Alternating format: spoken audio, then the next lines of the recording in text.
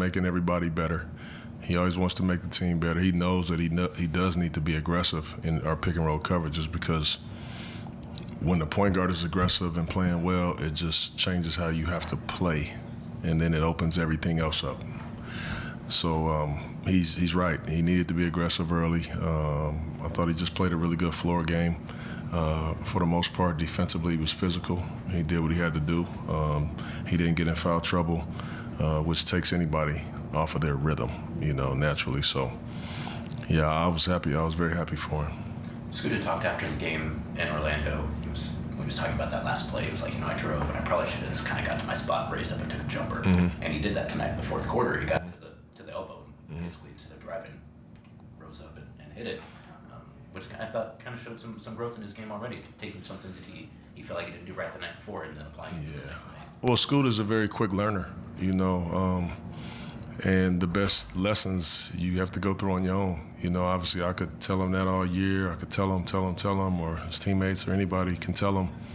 But until he actually goes through it, and sometimes you got to bump your head to learn, So he would have loved to get a do-over in that Orlando game at the end, and he probably would have made a totally different decision.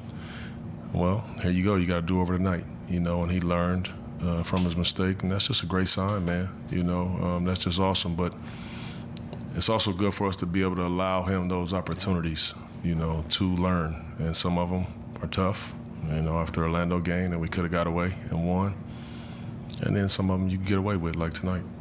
Jabari, too. You always talk about how competitive he is, and I feel like a lot of rebounding is about being competitive and wanting to get it from the other guy. It seemed like tonight, like he just that one-hand rebound he had late in the game where he was by the baseline too, like you could just tell like he wasn't going to let anyone else get those rebounds. Yeah, Bari was incredible. He was incredible. I thought, he really struggled, obviously, from the field. I think he was 1 for 10 at the half, but that's such a small part of Jabari's game. We depend on him for his defense. He's doing a really good job of guarding. I thought he had some incredible one-on-one defensive stops against Brandon Miller, and then just his rebounds. He has a knack for that ball, but like you said, rebounding is most of the time is about toughness, and you got to get in there and you got to go probably 4 times the amount of the times that you actually come up with the ball. It's a lot of empty trips when you go in there, but he's so competitive and he's so tough, and we needed every single one of them.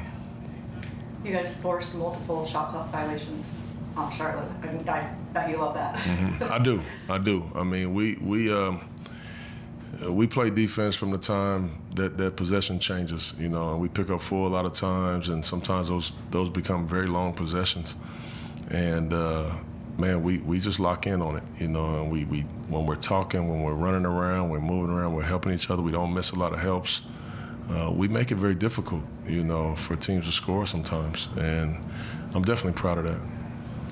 The guys out there on the floor, you can see they're just so exhilarated. They're so excited. The energy was so high. How good does it feel just to come out with a win for these guys too?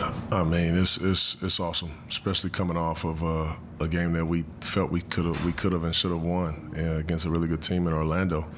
So just want to come out and validate what we felt, and I thought we did that, for the most part. And I'm just so happy for all of our guys. They played their butts off. We had a really good shoot around this morning, a lot of energy in there.